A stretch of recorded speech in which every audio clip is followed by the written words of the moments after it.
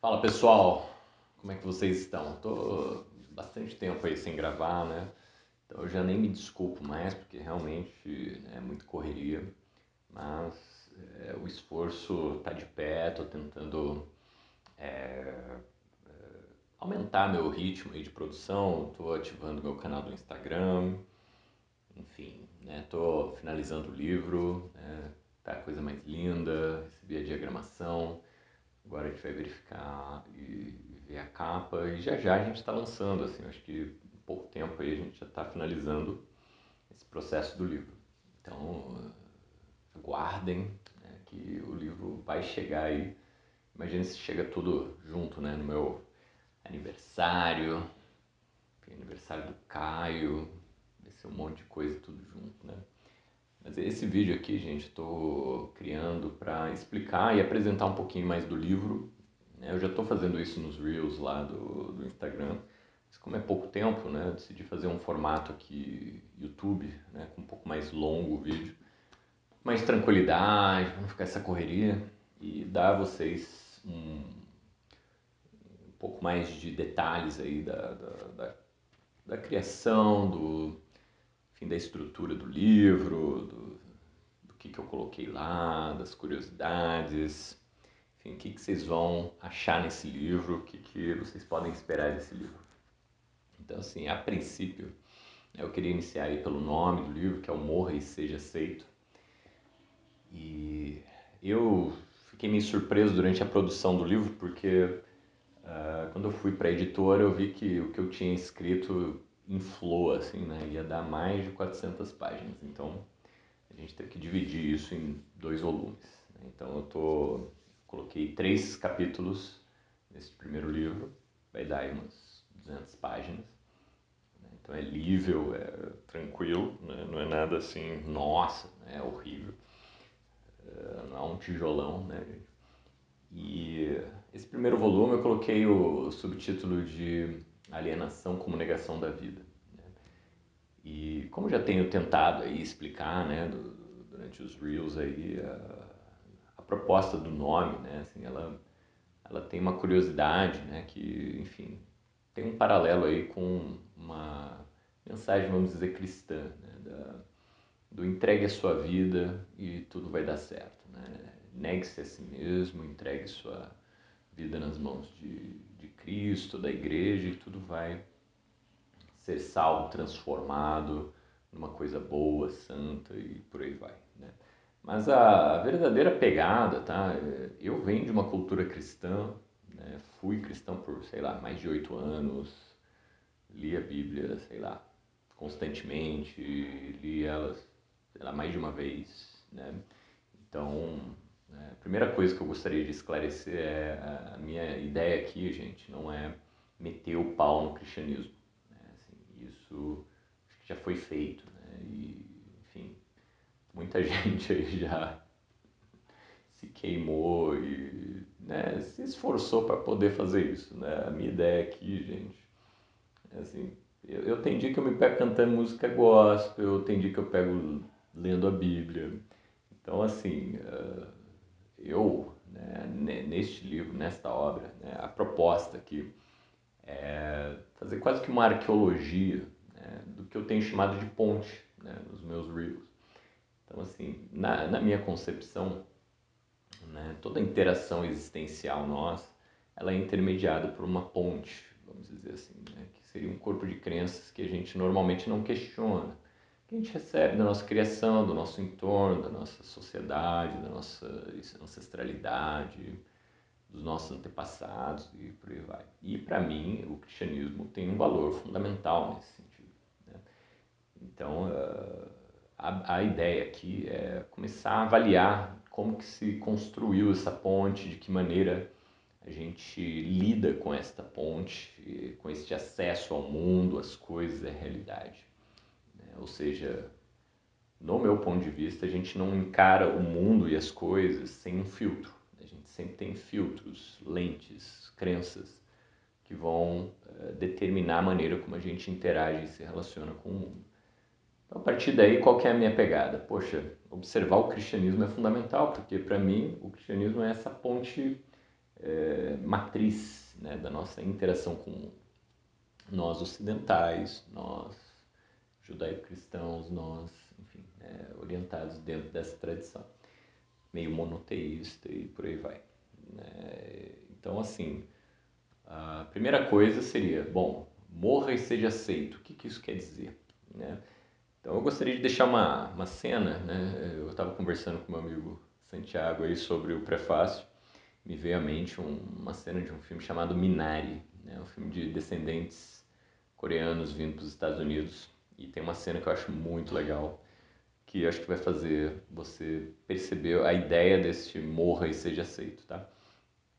Que a cena é a seguinte, né? O pai lá da família, ele vai trabalhar numa indústria aviária, né? E o papel dele é ficar separando pintinhos fêmeas de macho, né? Então, quanto melhor fizer isso, né, mais dinheiro ele ganha e por aí vai. Ele e a esposa trabalham e são especialistas nisso, assim, isso é interessante, né? Então, eles ficam lá o dia inteiro, né? Separando pintinhos e, né, uma hora chega o filho dele lá, né, no trabalho dele e pergunta pro pai, né? Pai, o que é aquela chaminé que sempre está saindo fumaça, né? E aí o pai dele, bem secão, bem direto, porque acho que é um filme meio, né, que tenta fazer um retrato da época, né? Assim, né? Se eu não me engano, sei lá, nos 70, por aí. O pai fala assim, bem secão, né? Ó, se você não for útil, você vai ter um final que nem, né, esses pintinhos, né? Que não servem para nada e são jogados naquela fornalha lá, né? Então, eu acho que vocês já sabem, né? Que na indústria aviária lá, os pintinhos machos, sei lá, não tem finalidade, eles são descartados, né? Assim, e aquela fornalha lá sempre está no pano de fundo desse filme. Né? E qual que é o ponto trágico dessa cena, vamos dizer assim, né? É que se você ver o filme, você vai ver que a criança, o filho dele, tem um problema cardíaco. E ele não consegue nem correr. Assim, né? Se ele começa a correr, ele começa a ter lá uma certa, sei lá, arritmia, ele começa a passar mal e ele pode morrer, né? Assim, se ele se esforçar demais. Então, fica no ar essa coisa de ser inútil, ser descartado, não ter finalidade. Né? E o que me vem, né, gente? Assim, né? Eu que nasci nesta cultura e você também que está aí assistindo, é que se a gente não tem uma utilidade, um valor, uma beleza, um MBA, uma pós-graduação, ou seja, uma utilidade clara para este mundo, para esse mercado, agora com as redes sociais, se você não desperta o interesse de ninguém, você meio que acaba virando uma espécie de resto, de descarte, de coisa a ser, enfim, desconsiderada e não rejeitada e por aí vai, né? Então, para mim, essa crueldade da nossa sociedade, né, de só valorizar você pela sua utilidade, pelo que você pode fazer, integrar, entregar para as pessoas, né, enfim, eu como terapeuta, eu posso atender pessoas e ajudar pessoas, isso é a minha utilidade, isso que me vai dar o meu valor, né, e o que vai dar meu salário e por aí vai. Então essa ideia de que a nossa vida só tem valor e sentido através da nossa utilidade, e quem não tem utilidade logo vai ser descartado, destruído e não tem valor nenhum, eu acho que é uma coisa muito cruel, né? Assim, e que eu estou centralmente, objetivamente, essa é a minha meta nesse livro, questionando, ou seja, qual que é a mensagem que eu tento trazer nesse meu livro, né? É que a gente possa ser amado pelo que a gente é e não pelo nosso valor de utilidade, que se a gente não tiver utilidade, foda-se, né? Ou seja, eu te amo pelo que você é, né? Eu acho isso maravilhoso, né? Assim, ou seja, você não precisa melhorar, você não precisa evoluir, você não precisa aceitar nada, se transformar em nada, né? Assim, eu te amo como você é e nós somos um, nós não somos separados, né? Eu não estou num pedestal, eu não sou um especialista, eu não sei mais do que você, eu não sei o que é melhor para você, nós estamos no mesmo nível. Então, assim, para essa sociedade capitalista, né, os seres e as coisas só têm valor através do seu valor de utilidade, né? Então, vocês sabem, né, os animais, por exemplo, um carneiro, um boi, uma vaca, uma árvore, um peixe, qual que é o valor dele para nós, né? O valor deles para nós é contabilizado através do que eles podem nos fornecer como produtos, né? Ou seja, né, a ovelha vai fornecer lã, vai fornecer carne, vai fornecer, sei lá, tecidos, e a vaquinha vai fornecer leite. Posteriormente, coitada, quando ela oferecer mais leite, vai ser sacrificada e vai fornecer carne. A árvore vai ser cortada, né? Uma vez eu vi lá um quadradão de floresta de árvores, valem tantos milhões, sei lá, né? Eu vi uma propaganda uma vez, né? Então, para as pessoas assim, né? Ó, você pode fazer dinheiro, né? Com um hectare lá no meio do mato, plantando uma árvore X. Então, ou seja, essa árvore só vai te retornar esse milhão aí se você vender e cortar e elas virar, sei lá, móvel, virar papel, virar alguma coisa assim.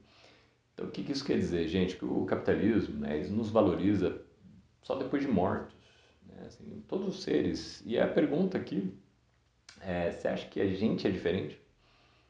Você acha que a gente é valorizado pelo que a gente tem de vida, né? Ou pelo que a gente sacrifica para alguma coisa, para o mercado, para as pessoas, para a política, para, enfim, qualquer outra finalidade, né? Então a ideia aqui é, olha gente, né, dentro desse mercado a gente só tem utilidade morto, né? Assim como o peixe só é útil morto, né? Com a carne dele lá exposta no frigorífico, né? Então a minha pergunta é, você acha que com a gente, seres humanos, é diferente, né? Isso, claro, já era mais claro lá na escravidão, por exemplo, né? E outra coisa que eu acho engraçada é, né, assim, já a gente vai criar robô, né? E a gente sempre fala, né? Nossa, escravidão é um absurdo, né? Mas já quando criar uns robozinhos aí que acompanhem, sei lá, a gente, né? Como, tipo, humanoides, né? Eu, assim, não duvido nada que eles vão começar a exercer quase que um papel meio que de escravo, né? Sei lá, né? Doméstico, serviçal, escravo sexual e por aí vai. Tudo isso para dizer o quê, né, gente? A fantasia, a imaginação, o desejo de escravizar, explorar e, enfim, né, extrair das pessoas só o que elas podem nos ofertar de utilidade, né, nunca acabou, nunca passou e está mais vivo do que nunca. E já, quando eles inventar robôs, eles vão colocar os robôs tudo nessa posição de escravo, né? Assim, e nós somos, vai, quase escravos também, porque a gente trabalha, sei lá, né, mais de 8 horas por dia, mais de 5 dias por semana. Então, assim, né, não tem muita diferença. Então, isso aí nunca saiu do horizonte, né? A gente só fala no discurso que desaprova, mas na prática, quando surgir os robozinhos, pode esperar, tá? Eles vão ser tudo mini escravos, assim, né? Eles vão fazer o que as pessoas querem, obedecer as pessoas docilmente, por aí vai, né? Então, isso nunca saiu do horizonte, né? Então, eu acho que todos nós estamos morrendo justamente por causa disso, né? Por causa desse utilitarismo bizarro que vai nos coisificando, nos matando, exigindo de nós um sacrifício constante para que a gente tenha valor, né? E quando você perde o emprego, perde o seu valor, você, claro, fica louco, desesperado, acha que vai ser descartado, rejeitado, enfim, vai ser exilado da sociedade. Então, assim, esse meu livro vem a questionar essa cultura, né, que nos sacrifica, que nos valoriza apenas pelo que nós temos de útil a ofertar para esse mercado, né? Então, o primeiro capítulo, né, gente, passando dessa introdução, para que vocês entendam esse título, né, do Morra e Seja Aceito. O primeiro capítulo eu vou falar sobre a ética, né, e o título se chama Por um Bem Possível. Eu vou fazer uma citação aqui da Bell Hooks. E esse subtítulo, né, assim, que eu acho bem legal, é Você é bom para quem? Né? A maioria de nós se lembra desde os primórdios de sua infância de escutar como éramos amados quando fazíamos algo que agradava nossos pais. Esse capítulo, né, gente, vai fazer uma crítica, né, do nosso ideal de bondade e de que maneira ele se organizou, né? Então, ou seja, né, assim, de uma forma que eu chamo de adaptativa, né? Inventei quase que um nome para isso, né? De uma identidade adaptativa, ou seja, né? Eu falo assim que essa primeira identidade nossa, de todos nós, ela sempre é criada, forjada para entrar e fazer funcionar uma dinâmica familiar, ou seja, não é para a criança que ela desenvolve a identidade. Ela desenvolve a identidade para sobreviver ao cenário familiar, né? Para não apanhar todo dia, para parecer útil aos pais, para cuidar, sei lá, dos irmãos, para a mãe achar isso legal. Vai estudar pra caramba para tirar nota boa, porque os adultos acham isso bonito e legal. Né? Então, essa primeira identidade, né, que a gente normalmente organiza, ao meu ponto de vista, ela é feita para, né, ser aceita. Né? Assim, a criança quer ser aceita. Por quê? Se ela não for aceita, ela morre, basicamente. Né? Toda criança sabe disso, sabe que se os adultos não cuidarem dela, ela não vai ter um plano B. Né? Assim, ela não tem um pai step, né? Ela não tem uma alternativa. Então, ou ela é aceita ou ela vai virar um nada. Né? Assim, ou ela vai sofrer loucamente. Então, toda criança está numa posição de vulnerabilidade. Né? Então, por isso que ela é muito facilmente manipulável, né, pelos adultos que a cuidam. Então, isso é uma coisa, cenário desproporcional, assimétrico, que propicia essa construção de uma bondade, né, de um ideal de bondade, que é uma espécie de coisa meio pau-mandada, né? Assim, ou seja, você será boa, né, se você fizer as coisinhas para os outros, tá, gente?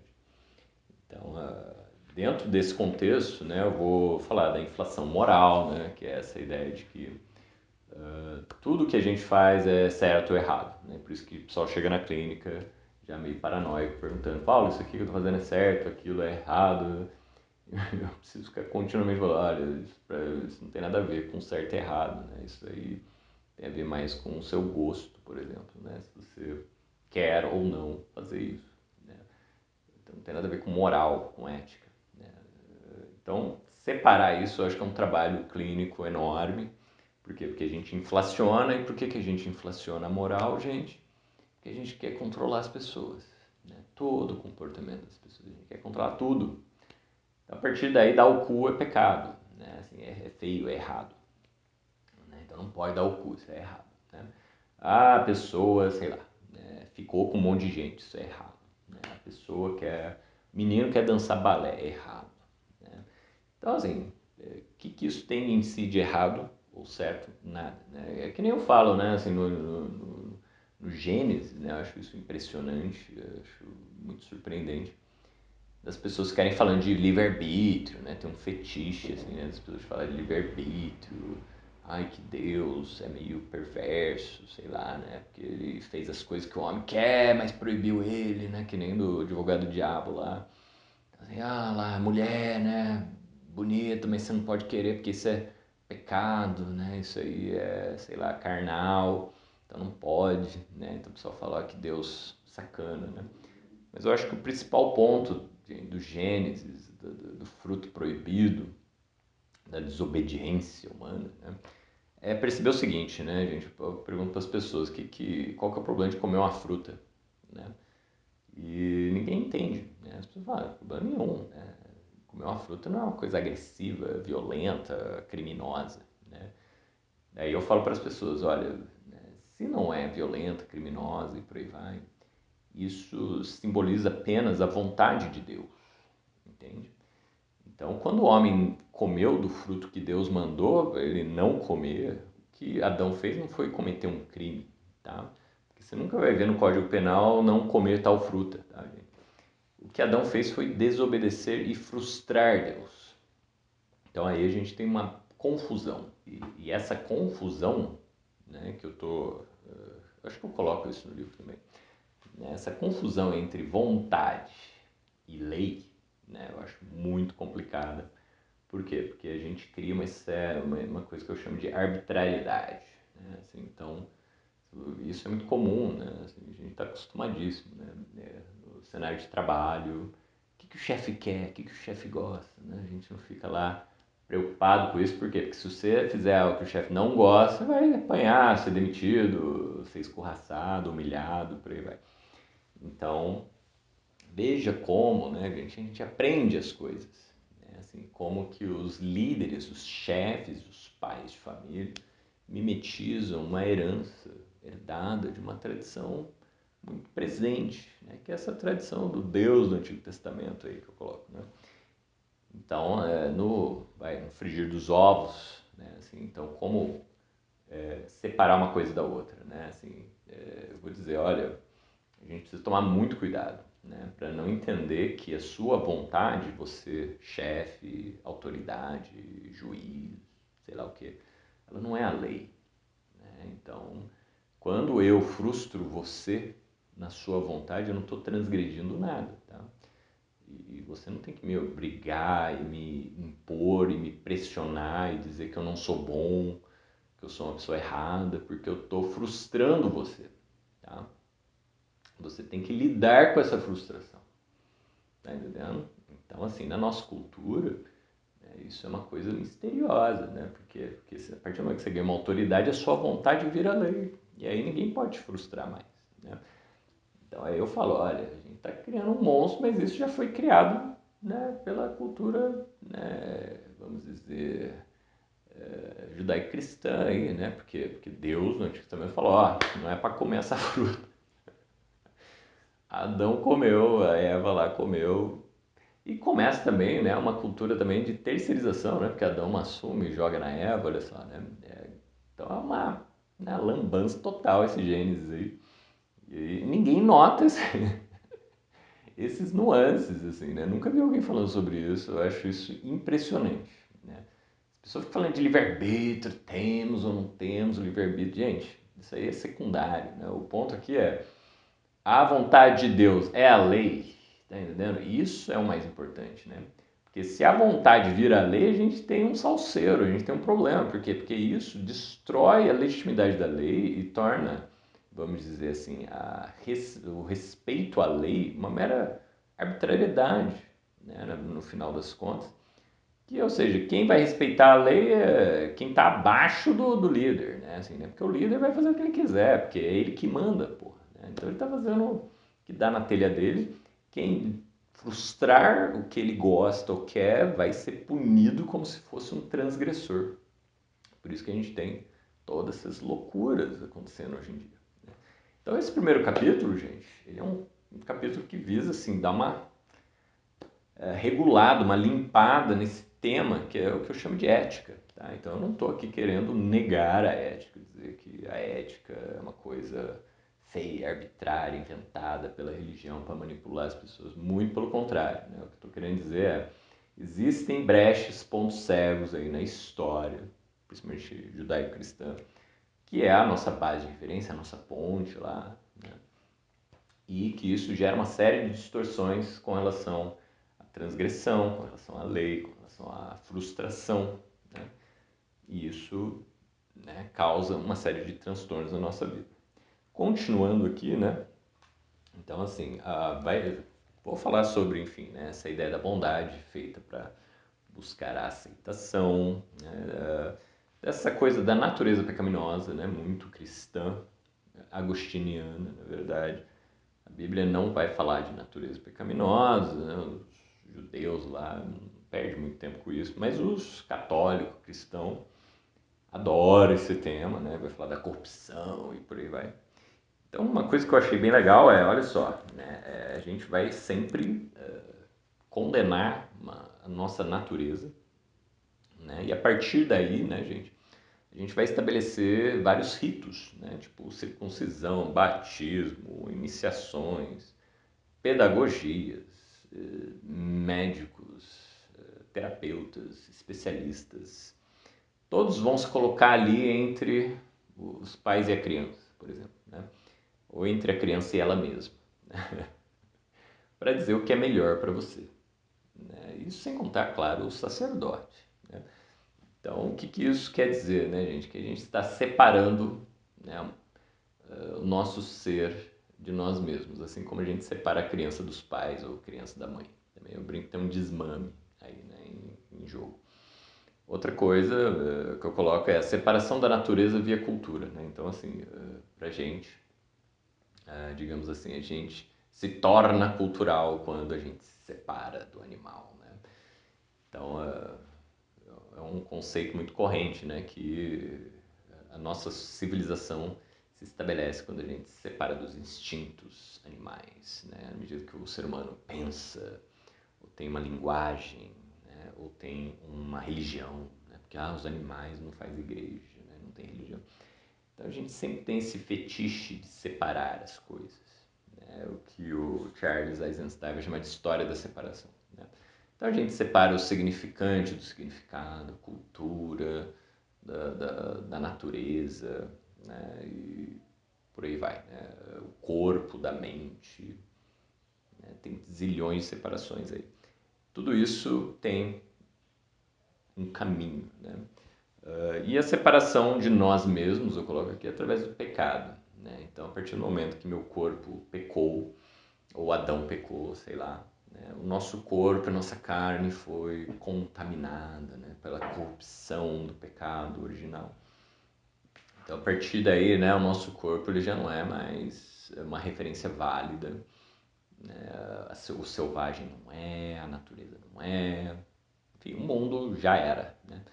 Isso eu acho interessante, tá, gente? Hoje a gente fala de salvar o planeta, salvar o meio ambiente, mas dentro dessa corrente de pensamento, o mundo já está perdido, de início, né? O nosso corpo já está perdido. Por isso que eles não são bons referenciais. O que a gente vai fazer? A gente vai precisar de especialistas, de intermediários, de intermediadores que nos reconectem ou salvem ou transformem essa natureza corrupta, corrompida em algo santo, belo, bonito, bom e por aí vai. Então isso é o que eu chamo de alienação, né? E a ideia de negação da vida, né? Vocês já podem ir percebendo aí, né, que, enfim, negar a natureza, o corpo e por aí vai, é negar o que está vivo, né, gente? Negar a base das coisas, né? E tudo isso aponta para uma coisa, né, que é essa alienação profunda de todos nós, né? Então, todos nós que nascemos nessa cultura somos diariamente desmamados, separados, isolados, enfrentamos uma solidão tremenda, uma ameaça tremenda, uma espécie de coisa meio mafiosa. Ou seja, ou você se curva a alguma coisa, isso não precisa ser necessariamente o cristianismo, tá? A gente pode ser, sei lá, um emprego, né? Pode ser ao pai da família, violento, pode ser, sei lá, né? Assim, há um certo código religioso, moral ou social, sei lá, da periferia, né? A pessoa, para se enquadrar e às vezes ganhar dinheiro, ela precisa entrar no crime organizado, por exemplo, né? Então, nesse mundo a gente nunca está solto, né? A nossa solidão sempre convive com uma máquina de absorção que nos submete. Fala assim, ó, se quer ser alguém, você tem que jogar conforme o jogo, né, gente? Então, se você quer ter um emprego, você tem que se matar, correr, chegar na hora, dar 110%, aquela coisa toda. Então, percebam como a alienação sempre vai estar do lado do nosso desamparo, né, do nosso sofrimento, desse vazio que te habita, né? Então, essa cultura que, vamos dizer, prega salvações, é uma cultura que cria miséria, né? O capitalismo faz isso, né? Ele cria miséria para dizer assim, ó, você não quer cair nessa miséria? Vem para cá, que eu vou te dar um emprego, vou te dar uma casa, vou te dar conforto. Então esse é meio que o modus operandi, tá, gente? Então não é só o cristianismo, né? O capitalismo ele é um herdeiro direto dessa tradição, que visa o quê? Te desligar das bases da sua existência, da sua vida, para te deixar isolado, desamparado, e aí você vai ficar louco para ser aceito, né? E aí você vai topar qualquer coisa para poder ganhar um salário, para poder ser aceito na comunidade, para poder ter acesso à ponte que dá, vamos dizer, com a realidade, né? Ou seja, para você poder ter dignidade. Então, basicamente esse primeiro capítulo vai lidar com essas questões, né? Tanto da ética, como da bondade, como da alienação, e de como a gente pode, digamos assim, questionar, né? Tanto esse monopólio da ponte, né? Como eu já disse lá nos Reels, a ideia de monoteísmo, a ideia de verdade, né? A ideia de, vamos dizer, só um caminho leva a Deus, né? A gente pode perceber que o capitalismo hoje faz isso, né? Então, assim, se você não tem emprego, você não tem dignidade, você não tem vida. Então, ou seja, não tem um plano B, você não tem um outro caminho, né? Você não tem lá, ó, tem aqui um outro lugar que você pode ir se você não quiser trabalhar, se você quiser viver de outra forma, né? Por isso também os povos originários são combatidos, perseguidos, dizimados, né? Porque eles mostram que esse monopensamento que a gente tem no capitalismo, ele não é absoluto, né?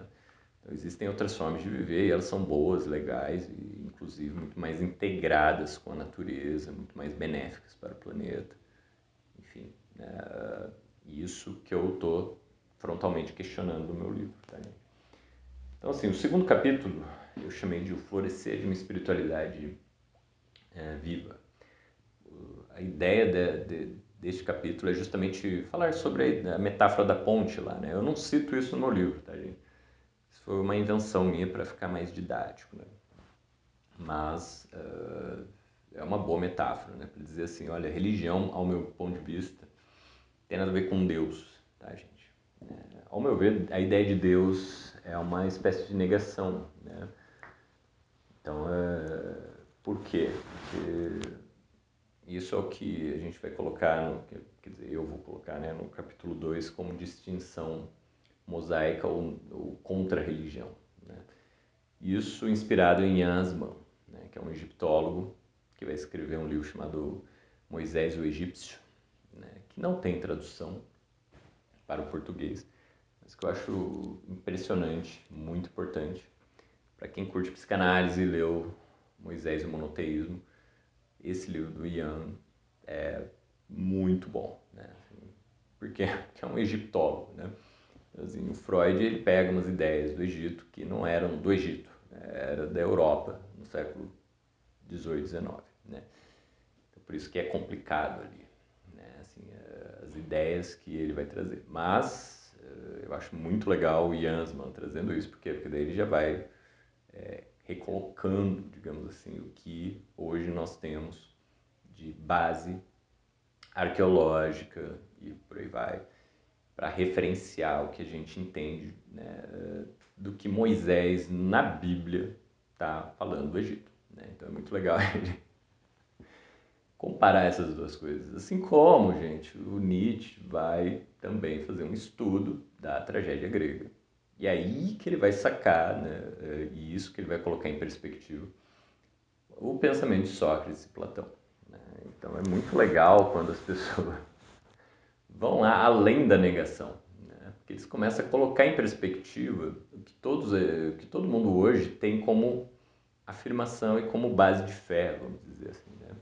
Ou seja, o que a gente entende como saída do Egito, né? Assim, o Yansman vai falar, tinham vários relatos da época onde os egípcios falam que eles expulsaram, né, os israelitas, né, os judeus, da terra do Egito. Então, assim, porque eles tinham lepra e por aí vai. Ou seja, um motivo meio que sanitário, mas preconceituoso e por aí vai, né? Os judeus, volta e meia, são perseguidos na Idade Média e por aí vai, e são tratados como leprosos, né? Como contaminantes, como problemas sanitários, assim, que devem ser extirpados. E por isso que eles foram, inclusive, expulsos aqui para as colônias, né? Então, essa perseguição, uma coisa antiga, veja só, né? E olha como tem essa inversão, né? Então eu acho muito legal a gente ver, e eu só vim perceber isso depois, né, gente? Assim, que eu já tinha colocado, de colocar o Yansman falando da negação mosaica e o Nietzsche falando da negação, né, de Sócrates e Platão através da filosofia grega, tendo em vista, colocando ela como uma negação da cultura mais florescente grega, porque eles surgem lá no final, na decadência da cultura, do período áureo da cultura grega, da tragédia grega, né? Acho muito legal esse paralelo. Mas vamos lá, vou fazer uma citação aqui, né, da Diane Ackerman e do Yansman, para vocês entenderem um pouquinho, né, do que eu estou falando. Vamos lá, gente, vou fazer uma citação aqui do Yansman, onde ele fala de uma citação, né, dos nomes, né? Ou seja, as divindades tinham vários nomes e eram adoradas por várias nacionalidades. Acho isso muito legal, né? Todos os mortais que vivem na imensidão da terra, trácios, gregos e bárbaros, expressam seu nome, um nome sobre todos honrado, mas cada um fala em sua própria língua, em sua terra de origem. Os sírios te chamam Astarte, Artemis, Nanaia, As tribos lícias te chamam Leto, a dama.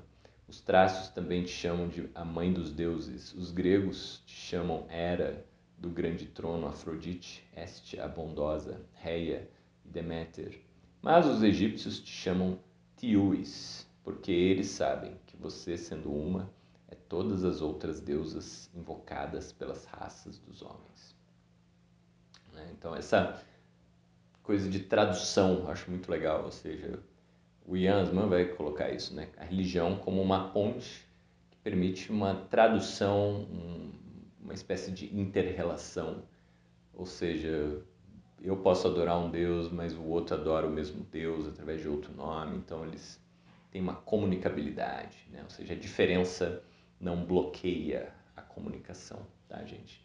O diferente ele é convidado a ter uma troca e uma comunicação e um contato, vamos dizer. E é isso que ele vai chamar de cosmoteísmo, né? Que eu acho muito bonito, né? Que eu vou trazer aqui na outra citação da Diane Ackerman. Rapidamente eu descobri que a estrela do norte, que os chineses chamam o grande governador do céu, na constelação de Capricórnio. Os astecas representam o Capricórnio como uma baleia. Os índios do leste o viam como um antílope. Os gregos como um portal dos deuses. E os assírios como um peixe carneiro. Assim como diferentes culturas conectaram as estrelas em constelações diferentes, eles viram seus dramas particulares projetados na Via Láctea. Quando eles olhavam para o grande poço do espaço profundo, eles viam uma estranha névoa branca e a explicavam de várias formas. Os índios do Kalahari o chamam de espinha da noite. Para os suecos, era a rua do inverno, que levava para o paraíso. Os moradores da ilha da Escócia, o caminho do povo secreto. Para os patagônios, obcecados com os seus pássaros que não voam, os brancos pampas, onde os espíritos caçam emas. Então, gente, essa coisa, né, da Via Láctea ter várias significações e ter uma história, uma mitologia, uma espiritualidade, uma sacralidade que perpassa todas as culturas. E olha como todas as culturas se comunicam indiretamente, porque elas estão falando das mesmas coisas, né? Então existe uma ponte, uma conexão. Então, para o Ian Asman, a religião vai ser isso, vai ser uma ponte que conecta todos os povos através de uma visão do sagrado que se comunica com o mundo, com a natureza, com as estrelas, com as montanhas, com as coisas. E era isso que eu queria resgatar através desse capítulo 2, tá? E por isso que eu trago esses autores, né? Para justamente pular um pouco essa ideia da religião como negação, né? Como uma coisa monoteísta, intolerante, onde só um Deus é verdadeiro e o resto é tudo falso, né? Assim como a filosofia grega também vai dizer que, olha, só existe uma verdade. E o que o povão acha que é a opinião não tem valor nenhum de existência, né? Não se relaciona com o real. Né? Então essa coisa meio preconceituosa. Então, gente, não estou falando só do cristianismo, estou falando da filosofia grega, estou falando dessa coisa meio monopensamento. No capítulo 3, gente, eu chamei ele de colonialismo interminável. Né? E assim, nesse capítulo é uma coisa engraçada, né? Porque esse capítulo eu brinco para fazer uma espécie de vingança, né? Assim, né? Onde eu acerto as contas, vamos dizer assim, né? Porque na minha trajetória, né, já apanhei de tudo até lado, né? Não sou especialista em nada, né? Assim, me formei em filosofia, fiz a pós em psicanálise, atendo, né, meus pacientes. Mas não fiz mestrado, não fiz doutorado, não, enfim, não reivindiquei nenhuma, né, graduação de especialidade, etc. Nunca fiz isso, acho que nunca vou fazer. Não sou pai de santo, não sou, sei lá, não sou especialista em nada a princípio, né? Então, nesse capítulo eu vou, assim, né, falar grande parte, né, dessa ideia colonial, né, de destruir para habitar, né, assim, que é os raspadões. Né? Eu acho isso muito interessante. E aí eu cito, inclusive, o meu caminho lá para Guaratinguetá, né, quando eu pego a Dutra, só raspadão com cupinzeiro, né, assim, né? E eu penso, pô, por que a gente fez isso, né? Por que os nossos antepassados fizeram isso? Olha só, né, gente? E a gente herda esse espaço meio detonado, né? rios poluídos, né? Assim, uma natureza inacessível, né? Porque eu não consigo nadar num rio que fede, que tem esgoto, enfim. É uma coisa muito estranha, né? A gente nascer num lugar assim já, né? Que tinha uma natureza exuberante. E aí a gente vive, né, olhando os europeus lá nadando no rio, tem rio despoluído, não sei o quê. Mas a gente que vive num país tropical, que tem, né, natureza verde o ano inteiro, a gente não tem árvore nas ruas, a gente não pode nadar num rio no final da tarde, a gente não, tem que viajar, né? Pra você achar a natureza leve, bonita, não poluída, não detonada, né? Aí eu vou relacionar isso aí com o quê? Né? Com uma certa perspectiva iluminista, racionalista, científica, né? E aí eu vou, claro, lá atrás, né, no Descartes, no Bacon, para fazer uma arqueologia do pensamento científico. E isso é uma coisa que eu queria fazer faz tempo, tá, gente? Por quê? Porque eu acho que a ciência merece uma boa crítica, ou em outras palavras, a ciência merece apanhar de uma forma bem feita, né, gente? Não através de um negacionismo tosco, bruto, né, tipo terra plana, né, gente? Porque isso não agrega nada, isso não realmente não tira sangue da ciência, né? O que eu acho legal é fazer uma crítica bem feita, né? Quem me inspira aqui? Pô, eu fui, né, sempre me inspirei em Vandana Shiva, mulher que é física, né, se eu não me engano. Isabelle Stengers, que é uma formada em Química e Filosofia da Ciência. Bruno Latour, né, lá no Nunca Fomos, Jamais Fomos Modernos, filósofo da ciência. Curto o Charles Eisenstein, o cara é formado em matemática e filosofia. Então, assim, gente, os autores dos quais eu uso como referência aqui não são, assim, místicos, tá, gente? Tudo pessoas que vieram da ciência e dialogam com uma certa filosofia da ciência e que vão, né, questionar alguns pressupostos, algumas coisas que a gente tem como, vamos dizer, certeza religiosa, né, gente? Então, ou seja, não foi à toa o capítulo 2, tá, gente? Eu acho que é legal a gente ter uma noção de que sempre vai ter uma intermediação religiosa no meio do negócio. Se a gente nega, é que nem a pessoa que nega que tem uma ideologia, ou seja, é pior do que quem tem ideologia, né? Assim, quem diz que não tem nenhuma, né, é pior, né, gente? Então eu falo, olha, gente, é melhor a gente assumir que tem uma vontade, que você está implicado na coisa. Isso é uma condição para que a gente consiga ter um pouquinho de distanciamento da coisa, tá? Ou seja, neutralidade não existe em si, né? Assim, a gente já sabe disso. Esse papo de neutralidade jornalística, científica e por aí vai é uma coisa assim, para inglês ver, né? Por quê? Porque na prática nunca vai acontecer, porque sempre tem um observador implicado, né? E ele vai conduzir, distorcer tudo que ele está fazendo, né? Com o quê? Com a vontade dele.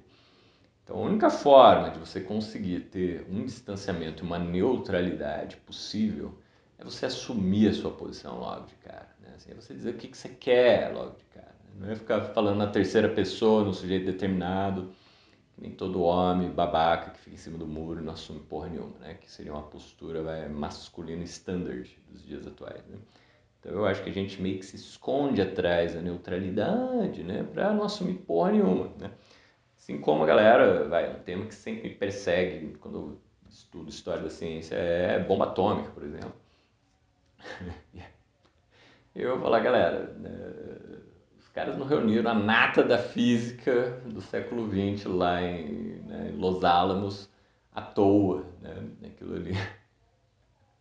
Aquilo ali teve bilhões de dólares, né, gente? Aquilo ali não foi o avanço natural e neutro da ciência. Se desenvolveu muita ciência ali naquele experimento.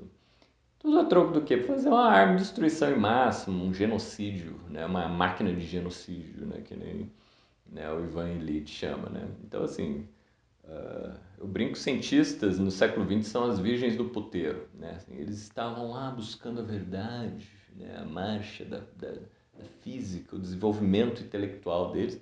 E o que saiu? Saiu um monte de arma de destruição em massa, olha que legal, né? E eles, coitados, foram enganados, né?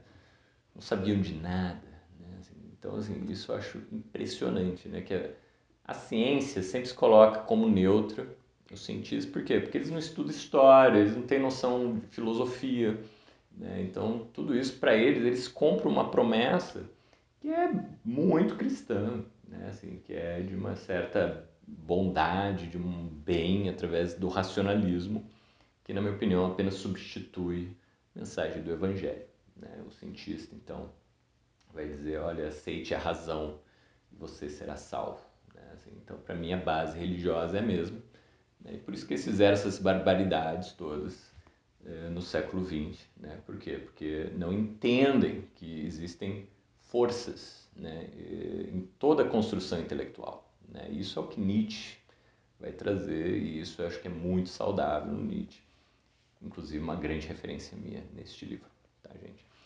Então, eu acho que eu já falei demais, né, assim, então, mas basicamente o livro está excelente, né, assim, eu acho que ele traz questionamentos super bem fundamentados, uma pesquisa bacana que eu, sei lá, nos últimos 10 anos eu fiz, para a gente ter uma, vamos dizer, uma crítica de certas perspectivas, tanto religiosas quanto científicas, quanto colonizadoras, vamos dizer assim, que ainda vigoram ainda hoje, né? Então, a ideia aqui é te dar ferramentas, é te permitir um reencontro e, inclusive, usar a minha própria, né, biografia, tá, gente? Eu uso partes da minha vida para, de certa forma, mostrar para vocês, leitores, né, que o que eu estou fazendo aqui não é só jogar ideias na cabeça de vocês. O que eu estou tentando disponibilizar para vocês é uma experiência de vida, né, de uma espécie de nudez, eu chamo, né, assim, né, onde eu me disponibilizo para encontrar a vida, encontrar o mundo, encontrar a realidade. E o que, que eu faço então? Abro mão, né, de certas visadas, vamos dizer, muito racionais, lógicas, enquadrantes e por aí vai, que apenas coisificam o mundo, né, que transformam ela numa coisa, né, ou seja, né, que busca uma utilidade, uma causa e efeito e por aí vai. Para valorizar as coisas, eu falo assim, não precisa ter, né, causalidade, não precisa ser útil, não precisa ser bom para mim, tá? O que eu quero, na verdade, é um encontro verdadeiro. E é isso que eu tento oferecer a vocês, meus queridos leitores, né? Que vocês consigam ter um encontro verdadeiro com o mundo, com a vida, com os seres, com os deuses, com o que vocês quiserem, né? E democratizar as pontes que levam ao mundo, à vida e à experiência comunitária, tá? É isso aí, gente. Eu agradeço a atenção de vocês e espero que vocês, né, consigam ter uma boa experiência com o meu livro. Um abraço e até a próxima.